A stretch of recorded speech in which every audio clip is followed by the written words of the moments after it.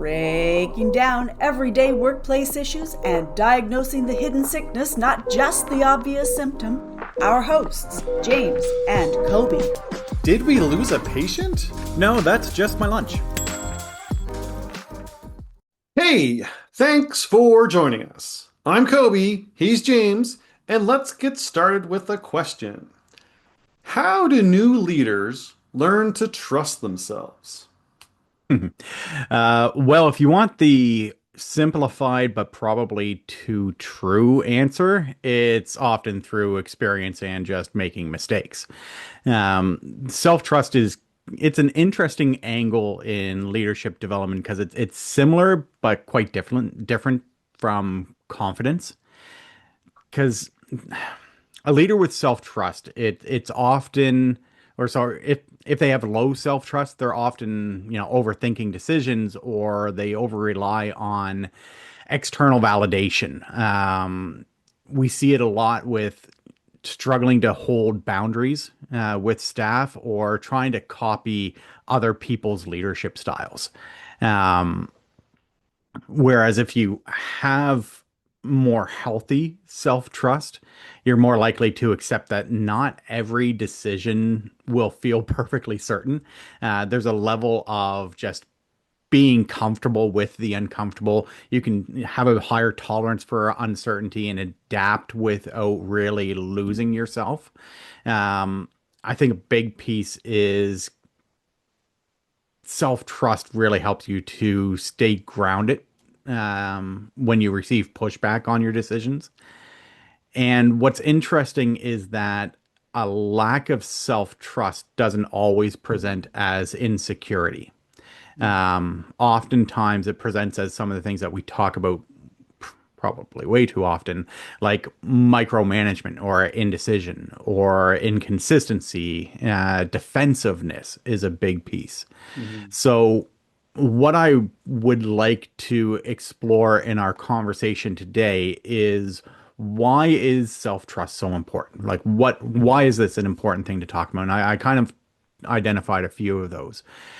The psychology behind building self-trust, and then some practical ways that we can begin to actually develop that self-trust.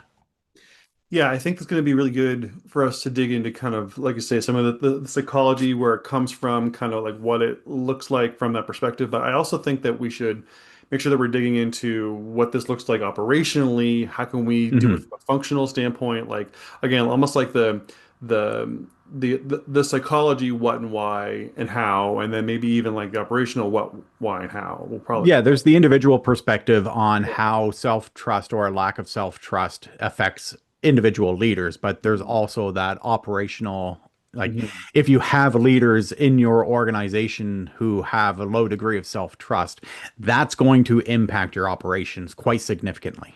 Yeah, or you listening, how can I build self-trust in myself? And then how can I act with self-trust in my job, right? So I Yeah. do think that, yeah, I think that starting with the psychology, almost like internally or in ourselves, is probably the best place for us to get started. Um, because really, in a lot of ways, self-trust is kind of that first real leadership skill. It's like it's that first kind of essential thing that we need, because a lot of us, we think about leadership, we think that it's more about authority. It's more about technical expertise. It's about knowing all the answers. It's knowing what to say, when to say it, and how to say it. But the reality is that those things really kind of have to come from a foundation of self-trust, because or almost like a leadership maturity. Like there's almost like that piece of that internal efficacy, the internal trust that shows almost like a mature place for us to be in our leadership journey. So I think we need to actually provide a bit of a definition of what are we actually talking about when we use the term self-trust. Mhm. And I see it really as the ability to rely on your own judgment, your own values, and your capacity to respond, even when the outcome is uncertain. Right? Mhm. It's that it has a connection to confidence, but I see it a little bit different in that we really self-trust is I see it almost as a prerequisite to being confident in your abilities. Yeah. No, and that's that's actually a really good observation because I mean, like, because what self-trust does is it influences like how we make decision kind of in uncertainty, like when things are kind of Hmm. or ambiguous. And be Yeah, when things have ambiguity to them.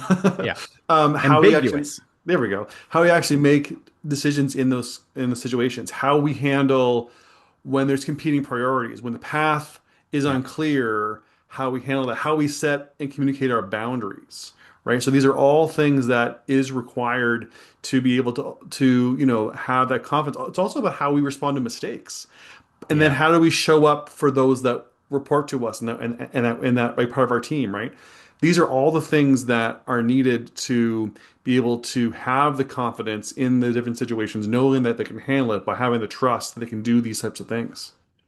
Yeah, it's interesting because this conversation really makes me think about a situation of, coaching some new leaders through their own decision making. Yep. And we talked about how it can present differently. And one of the ways that I've seen it present is with high anxiety, Yeah. a lack of self trust. And it's funny because from a staff perspective, they probably wouldn't see that.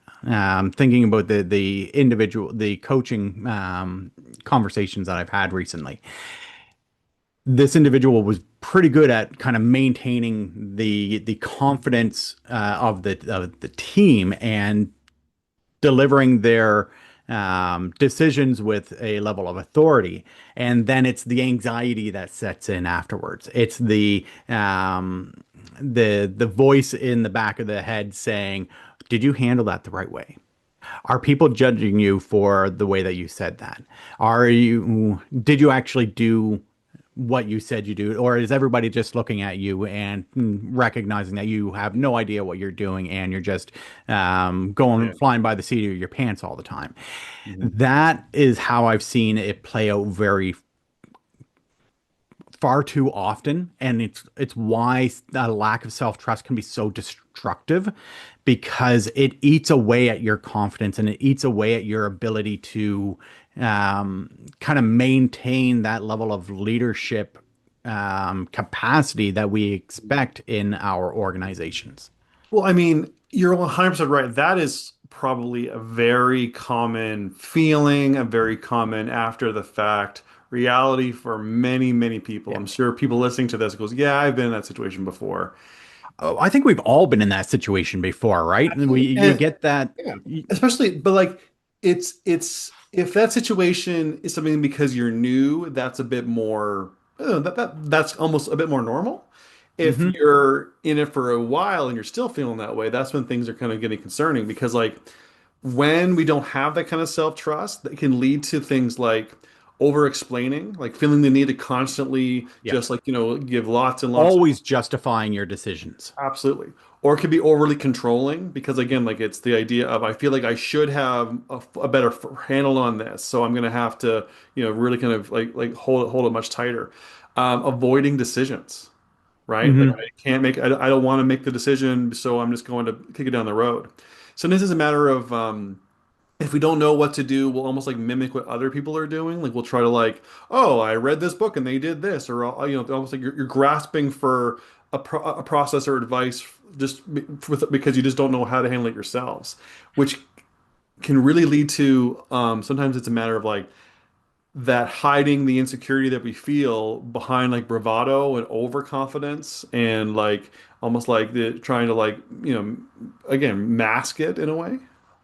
Yeah, there's a couple things that I want to pick up on that you talked about there, and I'll start with um, the mimicking Yeah. idea that, and I've seen this a lot. Some of our projects over the years we've had to do a lot of leadership coaching, kind of as we've been embedded in organizations, either in a interim or in a fractional capacity, and I don't know how many times I've entered into kind of some of these conversations with leaders. Some of them are very experienced, some of them are new.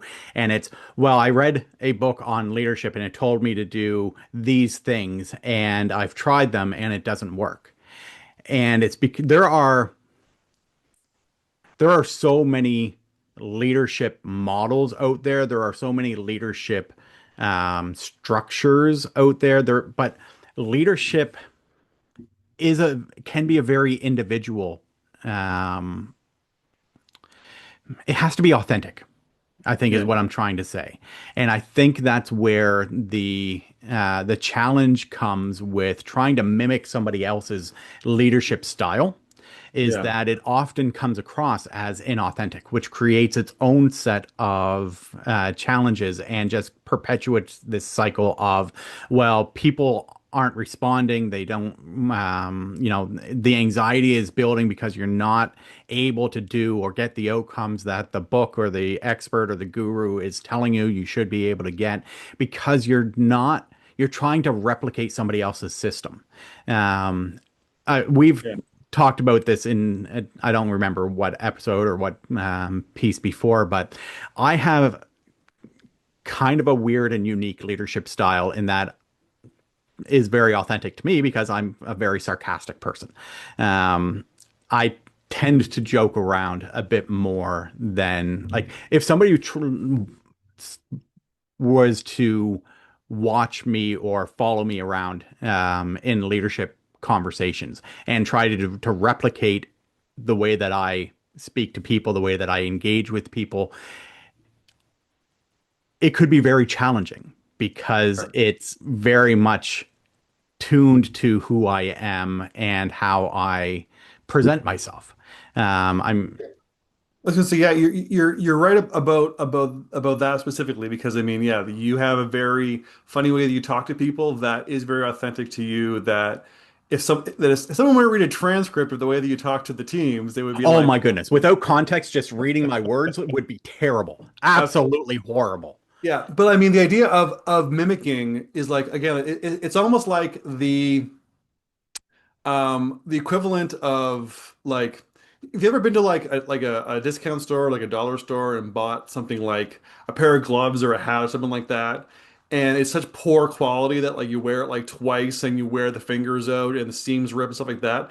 It's almost like saying that a glove is a glove, whether it's, a high-end glove made with, hand stitched, or it's a cheap knockoff from a dollar store, right? It's an idea of like, it's a poor knockoff of the original is kind of how I see a lot of the mimicking others. Like I remember one client we had, it wasn't much about so it was some of it in his leadership style, was also in his decisions. He had this mentor that had great success in, like 25 years ago in a different industry, and was telling him what he did in his roles. So Yeah. this client was trying to mimic that, even though it was a different time, a different industry, everything was completely different. And he was like, well, this worked for him, so why can't it work for me? And that's why Because leadership. nothing's changed in business in 25 years. Exactly, right. And everything is just rinse and repeat. There's no nuance or no, anything like that.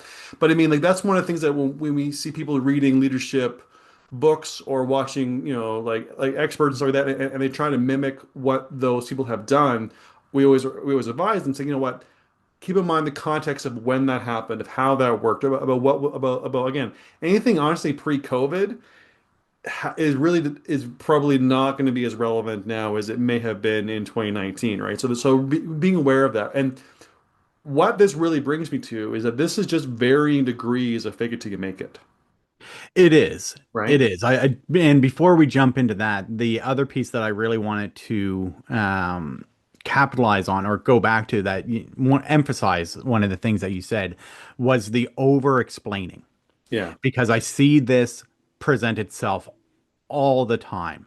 And I can even like, I can see it in my own professional journey. When I early in leadership positions, the feeling like I had to explain every little detail to people in order to convince them that my decision was the right decision. When ultimately I need to present people with the why, right? Why this decision is important. But part of leadership is making tough decisions that people are not going to agree with. Hmm. That's fine. I've Yeah. explained what my decision is and why I've made that decision. Now we are moving forward, right? There's that self-trust that I mean, going back to my first statement, some of this comes with just experience and mistakes. Yeah. And we've all made enough mistakes over the years that hopefully we're only making them once or twice, not over and over and over again. But Yeah. I see that need to over explain or justify every decision and convince people that every single decision that you make is right. Um, that's not effective leadership. No. No, one of the things that I learned early on was because I fell into that trap too about over explaining. But the one thing that I came to realize is the simple explanation that I would give most of the time when I'd make an unpopular decision was based on the information that I had, this was the least worst option. Yeah. And it's really that summarizes almost 90% of the bad of the unpopular or difficult decisions that I've had to make. Like that's the truth. And that Yep. usually it is. So that's really all the justification is kind of in the beginning. And if you need to dig into it more with questions, that's fine, but not really sharing a whole lot more than that. But Yep. again, all of these I do think are just really different flavors of fake it till you make it. And that's something that I've always had a large issue with, and we've talked about this in a few other podcasts, talked about it in some of our webinars, that it is probably one of the most common leadership myths that is probably one of the most harmful leadership myths that we just really try to avoid or we try to encourage people to not fall into because it's so prevalent out there. People often think that it's a great thing. It's not. And it's No. something that we really want to make sure that there's clarity behind why. And I mean, one of the big things is that it going back to one of the things we talked about that self-trust does do is it allows you to make decisions when you're in uncertain situations. But fake it till you make it encourages you to hide the uncertainty, right? Mhm. Encourages you to almost like feel ashamed by it or to try to use deception that these situations are less complex than they actually are. And and any confidence that it does create in you is very brittle, Yeah. very very delicate and Well, will it's and just paper thin, right? Because it's fake. yeah, It's right in the name. Fake it till you make it. The yeah. confidence is fake. The decision making is fake. The certainty that you are trying to project is fake. And what's even worse is that in my opinion, what's worse than all of that is the fact that it encourages you to hide any level of vulnerability. Yes. And vulnerability is such a huge leadership skill. If Hmm. you not, I mean, it's not about laying out all of your insecurities and fears and personal problems on your staff and that type of vulnerability. Yeah.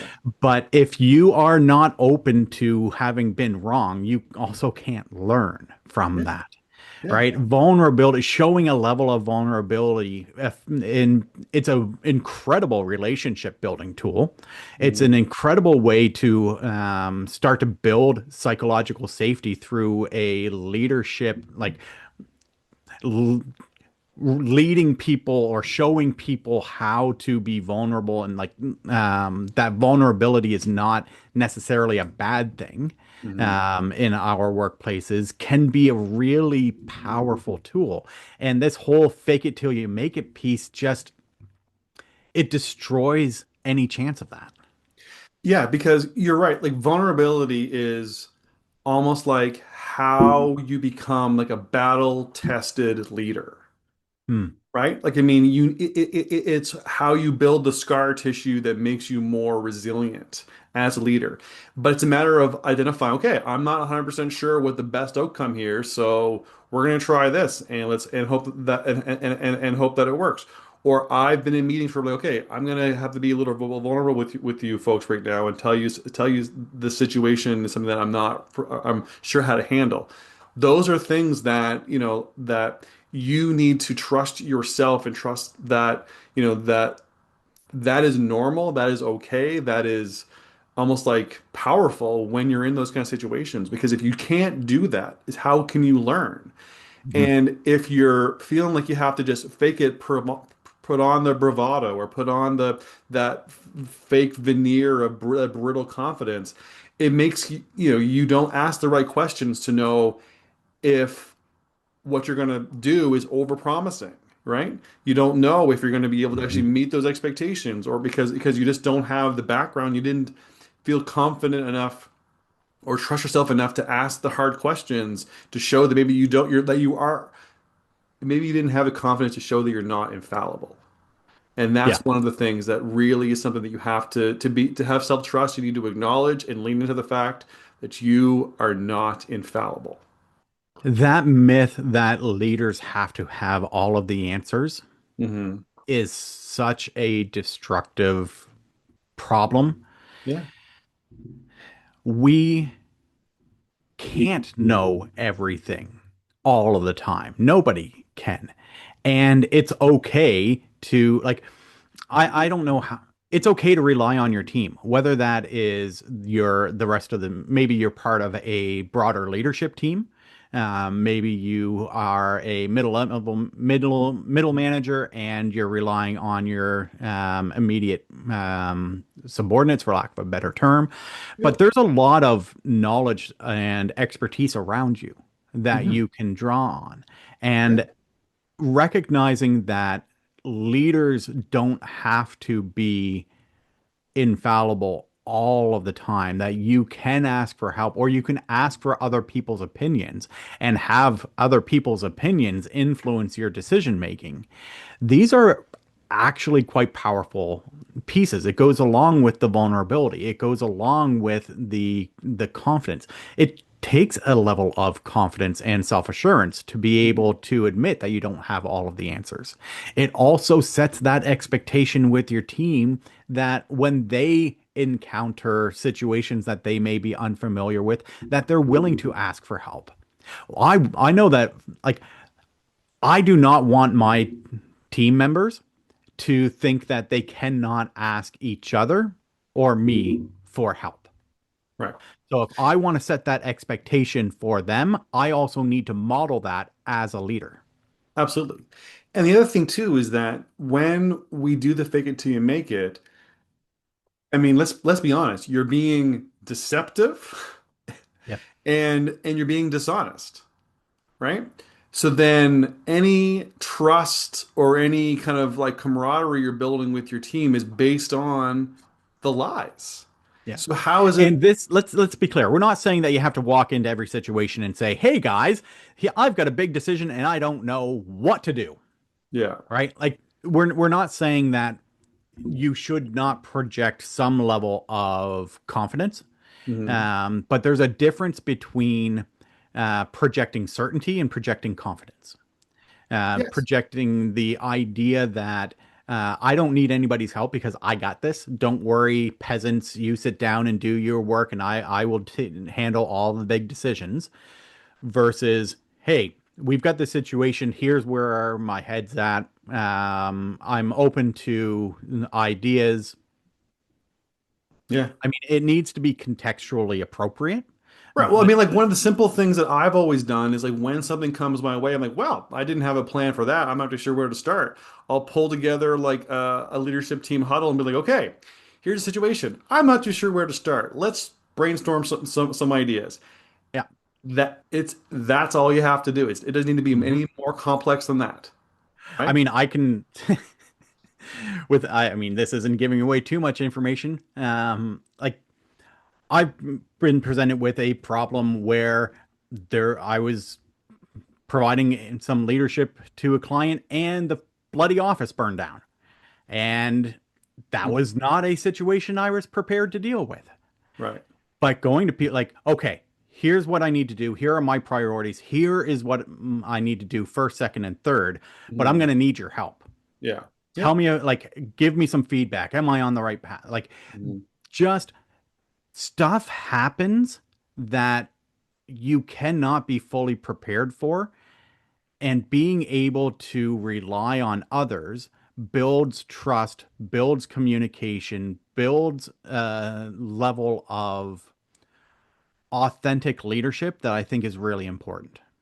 Well, the thing, let's be very clear. You and I often step into very chaotic positions that are messy, they're We've unclear. built our business around, like, people don't hire us when the ship is sailing smoothly. Well, Let's, it's not even that, well, I mean, it's they hire us when they're in a transition, whether they're yeah. transitioning for growth and things are running well, or they're transitioning from crisis and things are not running well.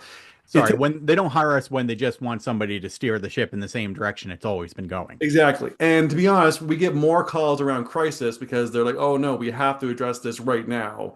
Um, but like, yeah, but again, we walk into these transitional environments like for a living. We walk into the like people like really tough situations. And we don't have the luxury of building confidence over months. We have to start making some stuff happen now because usually they call us in too late, right? Or not too late, but like way later than they should have, right? Yeah. And the way that you and I are able to do that and have consistent positive outcomes is that we lead with curiosity, not certainty. We go in and going, well, this is different. I'm not too sure what to do. Let's talk this through together. Or go, or wow, that's going to be a tough problem. Let's figure out what the least worst outcome is going to be and work towards that. And it is just the fact that you and I can we focus on trying to communicate transparently. We focus on trying to just, like make it very clear where we know exactly what to do and where we're going to need to ask for help. And we are upfront about it. But you and I have so much self-trust in the work that we do, partially because of the experience, partially because of all the flipping years of mistakes we've made, Yeah. that we know that we don't know how to handle, we don't know every step of every situation we walk into, but we know that we have the tools, resources, support, and other experts behind us to figure it out. We've never doubted that we can figure it out. And that's And I what know we'll trust is. Yeah, and I know we'll probably get to it later, but one of the reasons why we can do that is because we have a framework that we can rely on, right? We have a system, like we've talked about our integrity leadership framework many times, and just having something that it's not about like this idea of replicating somebody else's leadership model. It's about having a framework that you can rest on when Right. you are presented with a new scenario, because there's always going to be a new challenge or a new crisis that you were not prepared for, did not anticipate, could not have anticipated. Yeah. But having something that you can rely on to guide your decision making, even if that's just a values list of I need to make sure that I always keep this front of mind. Just Mhm. something to funnel or filter your process can be such a huge asset. Yeah, you're right. So I want to move into talking a little bit more about some of the psychology behind self-trust because there's a few things that I think are really worth mentioning, and then I wouldn't mind giving some tips. We're running really long in this episode. But anyway, the psychology behind self-trust that I think it's important for people to be aware of. We talked about like efficacy and make it's kind of one of them, but how it Mhm. connects to what it connects to from a psychological perspective is the imposter syndrome, right?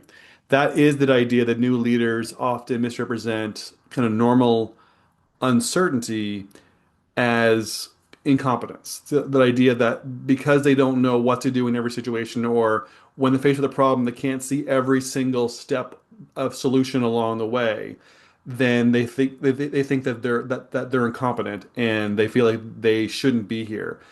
And that's not how anything works. Like that is something that is so self-deprecating and so self-damaging that this expectation of certainty is something that is kind of what feeds the imposter syndrome. And like we say, that's why we talk about the frameworks of things like integrity leadership is if you have a guide for how that you don't know what you're going to do yet, but you've got a system to figure it out, that's all you have to feel like you've got a handle on it. And if you feel like you need every single step sorted along the way, that's when you feel like you are going to be incompetent because you can't imagine every micro action that you're going to take in the instant you hear the problem. Yeah, and the whole imposter syndrome piece is made worse by the fact that we view leadership, like if you view leaders as infallible and Yeah. unable to show vulnerability, if that's the culture of the environment that you are working in or that you have worked in the past and that's kind of ingrained into you, that's more likely to create a feeling of this imposter syndrome. Yeah. If you've only been presented with the idea that in order to be a good leader, you have to have all of the answers all of the time, or that you can't show vulnerability or you're not allowed to make mistakes, that's where the imposter syndrome really thrives. And it's such a damaging mentality for the organization and Hmm. for the individual experiencing it because it cuts out the human aspect of leadership. If the only responsibility of a leader was to make the best decision or the right decision in every situation, I mean, then you're it's become robotic, right? Yeah. Yeah. And that is not true leadership. That's decision making, which is an Mhm. aspect of leadership. But Right. leadership is more than just making decisions. Right. And the thing is that to counter imposter syndrome is probably the next psychological point that I want to bring up, which is self-efficacy, right? Mm, Which really is just the belief that you can figure things out. And actually that belief is actually more important than believing that you already have the answer or that you already know what to do, right? It's that sense of trust in yourself that okay, I can figure this out. Or there's I have the author I have it within me or within my my approach or my strategies or the people in my network. I can get to an answer with a little bit of time to prep. yeah. That is what all self-efficacy really needs to look like. And that's the thing that I think why you and I can step into these roles the way that we do because of the fact that we've got lots of experience behind us to build that efficacy up, but we're blessed to have a lot of great like we've had our own great mentors. We work with Mhm. an incredible group of in our network, and we're never more than a phone call away from getting some help on something we don't know. But whenever we are faced with a situation, we typically are like, I've never handled a situation like this before. I think we probably get that feeling 50 times a year, and Well, that's but I mean, that's part of the cool thing about working with so many different organizations, right? yeah, right. In so many different contexts, is that we are constantly thrown into situations that are real, like it's not always completely new, No, but it is the context is always different. the market's often The different. market's often different. The scale of the problems are often different. Yeah, So the unwavering, you know what? I'll figure it out. yeah, I'll figure it out because I have people who I can rely on, right? yes. I don't know if we've talked about the great on the podcast before, but that's probably something that we should explore at some point. Yeah, and we dug into it on the episode about why leaders feel isolated, Right. right?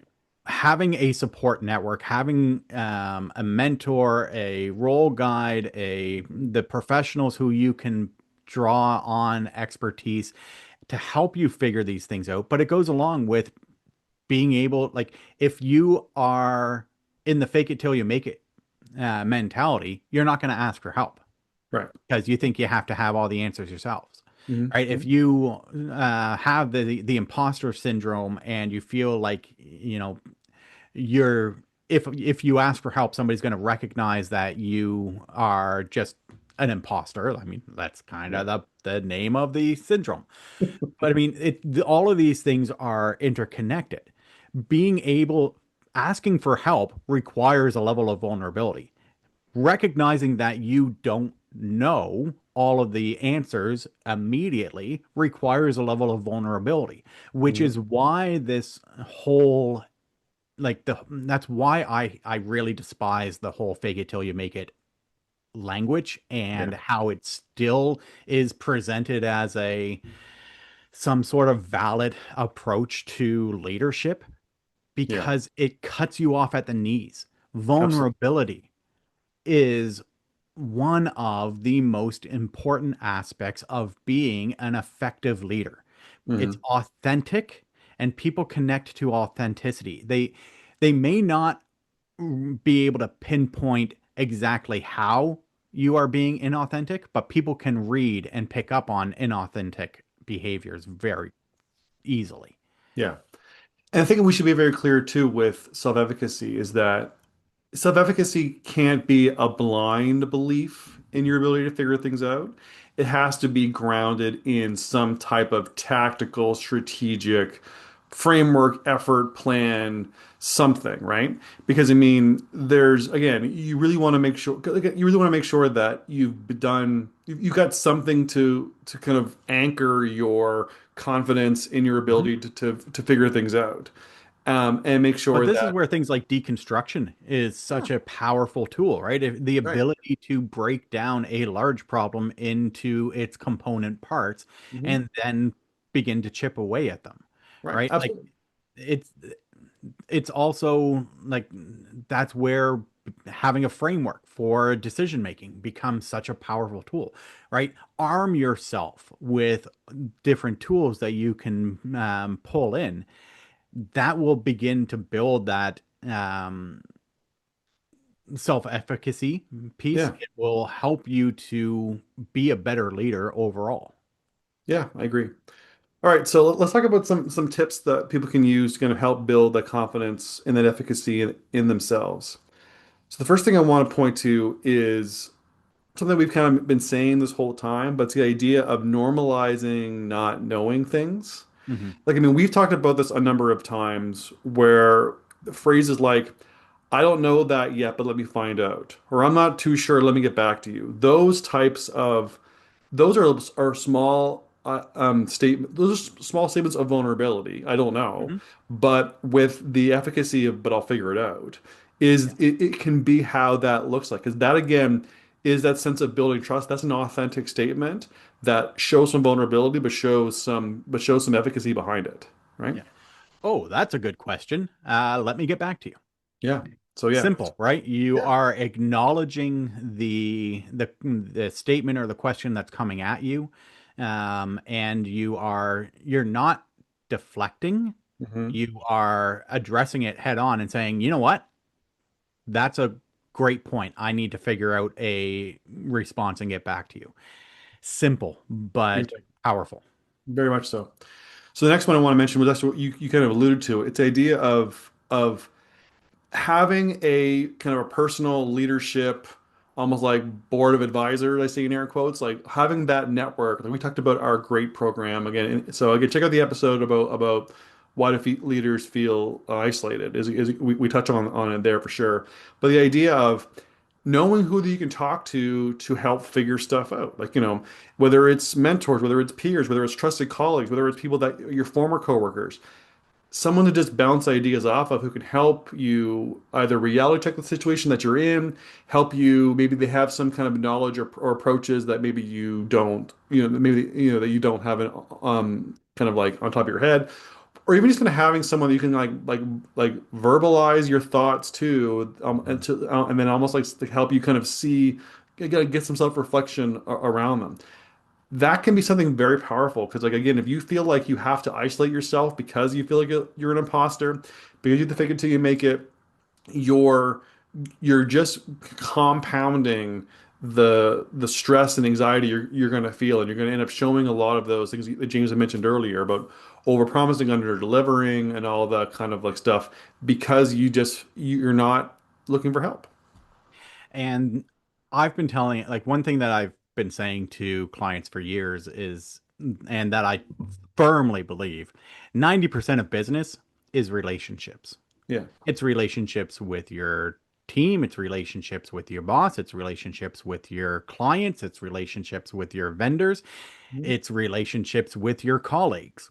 If you are really effective at building and maintaining positive professional relationships, then being able to, like, when you're presented with a situation that you're not sure how to handle, being able to draw on that network of relationships that you've cultivated over time can be so incredibly powerful. Like, Hmm.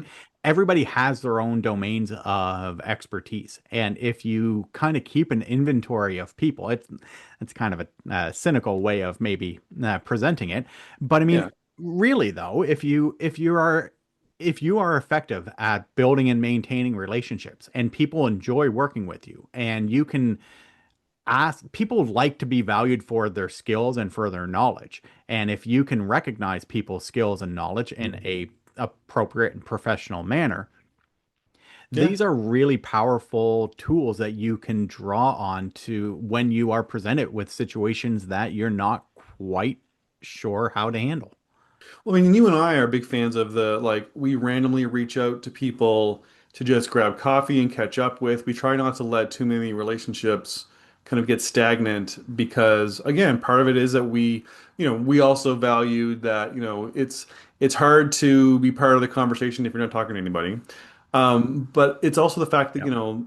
when don't be a fair weathered friend and only kind of someone when things are good or when you need something. But try and maintain those relationships just to kind of keep them active so that way when you do need something, you're not just coming to them and taking, right? So there's that side of it as well. Yeah. So the last thing I wanted to talk about, wow, we are really over on time, is the We've been doing that a lot lately, we have actually. been, yeah. Yeah. You're right.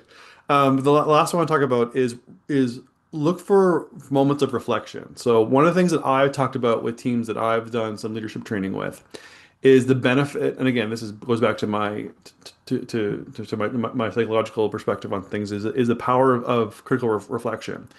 And I often say, that if you're going on this leadership journey, it wouldn't hurt to like have like weekly or bi-weekly reflection points. Sometimes it's journaling. Sometimes it's a matter of like that. Sometimes it's a matter of the conversational pieces that you kind of have, like, like bi-weekly check-ins with someone, whether there's a mentor or whomever, and figure out, what did I learn? What did I handle well? What did I not handle well? What did I hesitate too long on? What would I do differently next time? Like, these are some basic, simple questions that can allow you to get some retroactive, or sorry, not retroactive, but get some, like, hindsight clarity on what you could do to help kind of like build some efficacy around, okay, you know what? I didn't do this well, but now I know what I would do if this happens again. Those types of moments can be really, really powerful. And I always recommend critical reflection.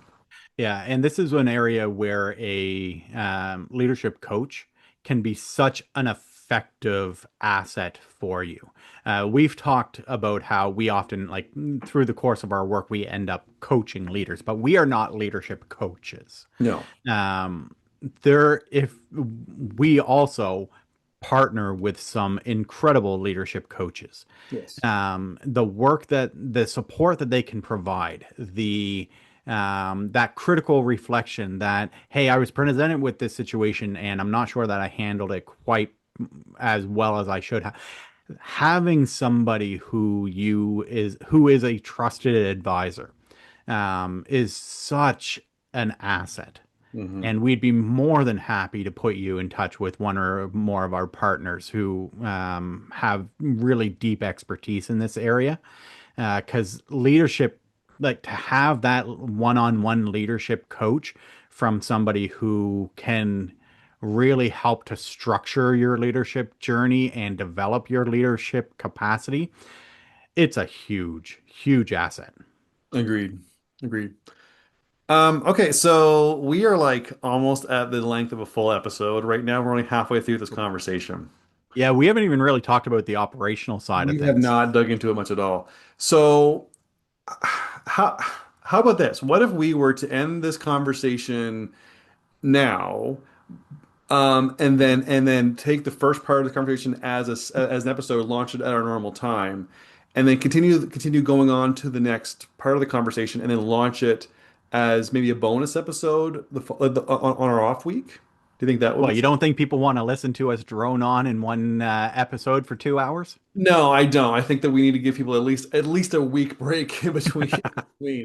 Yeah, I mean, I think that might. I mean, we've never done that before, but we also haven't gone over this long before. Yeah. But yeah, so maybe we'll just wrap it up. I'll just give kind of Yeah, the. we'll cut it here and we'll continue the conversation for as long as it may be a shorter bonus episode next week. Okay. So, that being said, to continue this conversation, join us next week, not next episode, but the week before the next episode, for a bonus episode of the second part of this conversation. But that about does it for us. For a full archive of the podcast and access to video version hosted on our YouTube channel, visit roman3.ca/podcast. Thanks for joining us. For more information on topics like these, don't forget to visit us at roman3.ca. Side effects of this podcast may include improved retention, high productivity, increased market share, employees breaking out in spontaneous dance, dry mouth, aversion to the sound of James's voice, desire to find a better podcast.